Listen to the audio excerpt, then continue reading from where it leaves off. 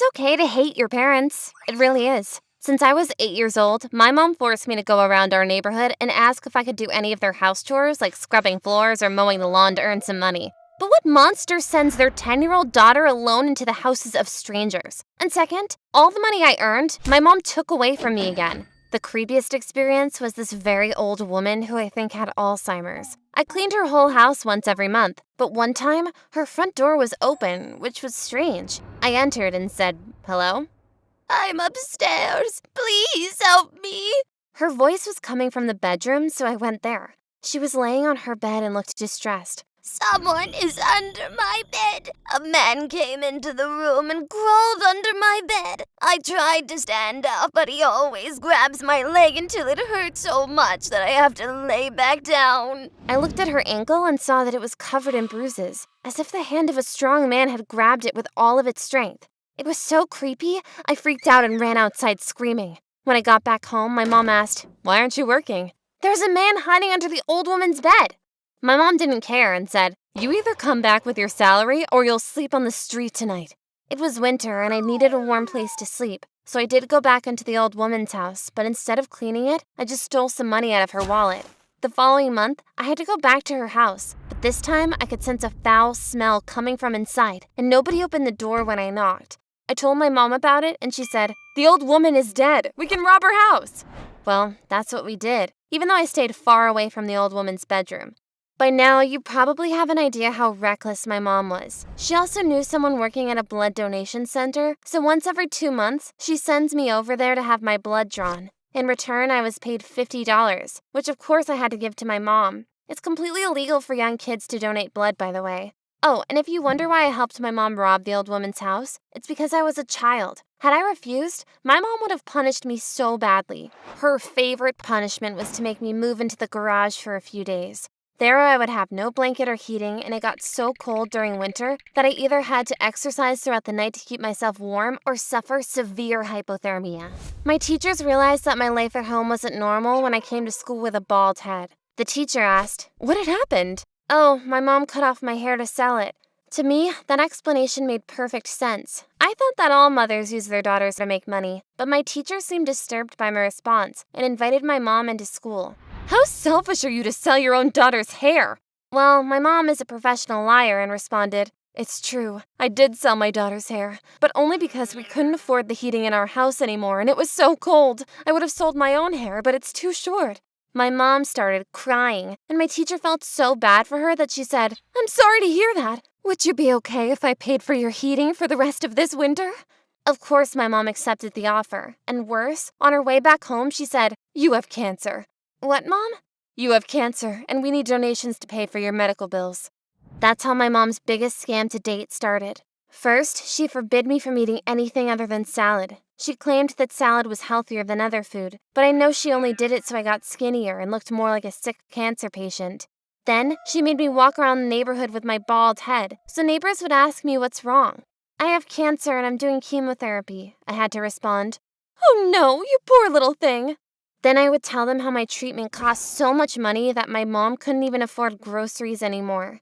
Soon our whole neighborhood got together to help me and donated $50,000 to my mom. But no one should be surprised that my mom is a con artist. Her day-to-day job is reading tarot cards and being a fortune teller. I realized that she used her job to prey on naive people when she took me to the house of one of her clients and said, "The woman that lives here told me she had inherited $75,000 from her aunt. She has that money laying around in cash somewhere in this house, and we need to find it."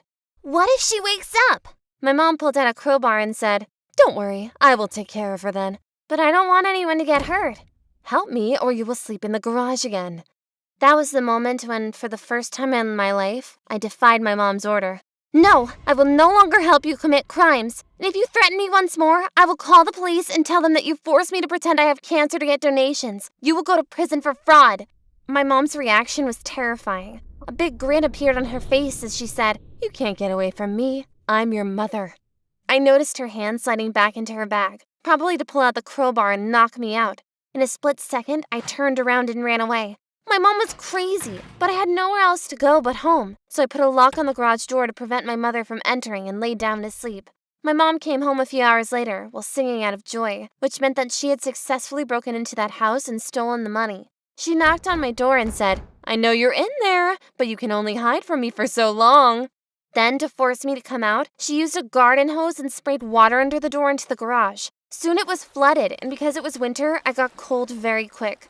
"Okay, Mom, I'm sorry for what I said to you earlier. I would never call the police on you. Please forgive me." "Okay, I forgive you. You can come back out now. I won't hurt you." I wasn't sure if I could trust her, but I had no other option anyway and opened the door. My mom said, "What you said to me tonight was very hurtful, but tomorrow you'll get another chance to prove that you are a good and loyal daughter." I had no idea what she meant, but when I got home from school the next day, my mom was waiting for me with a razor in her hand. "Hello, sweetie. Your cancer is back." Oh God, she wanted me to pretend my cancer was back so she could rip off more people. "But didn't you already steal enough money from the house you broke into last night?" "This is not about money. I want to see that you are still loyal to me. You have to prove yourself."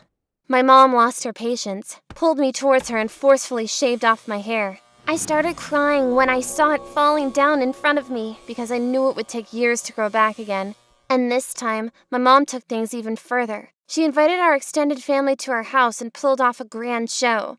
"I don't know what to do anymore. The medical bills are too high. I'm ashamed to ask for donations, but I have no choice. I have to do it for my daughter." That evening, my extended family donated $30,000 and a pickup truck to my mom. My Uncle Fred said, "I'm in debt myself and have no money to give you, but please take my pickup truck as a gift." I was moved to tears. My whole life, my mom had never once been kind to me. And now here were all these people I barely knew, spending their last dime to save me. I started crying and said, "I don't have cancer." "What?" "I don't have cancer. My mom and I are just scamming you." "What are you talking about? I think you took too many meds, didn't you, my sweetie?" "Get away from me. It's all a scam. Please go home."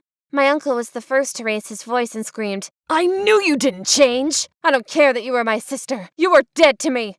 While they screamed at each other, I ran to the phone and called the police. I knew someone had to protect me or my mom would hurt me. I told the cops everything, and they launched a 2-week investigation that ended with my mom going to jail for charity fraud. In the meantime, I moved in with my uncle, who treats me incredibly well. But I knew my mom was hiding the money she had stolen somewhere in her house. So after she went to prison, I broke into her house and searched every corner until I found the money in our air conditioner. I didn't want to be a thief, though, so I went to the house from which my mother had stolen the money. "Hello?" "Hi, are you the person living here?" "Yes." "Did someone steal from you a few months ago?" "Huh? No, I just moved in last month."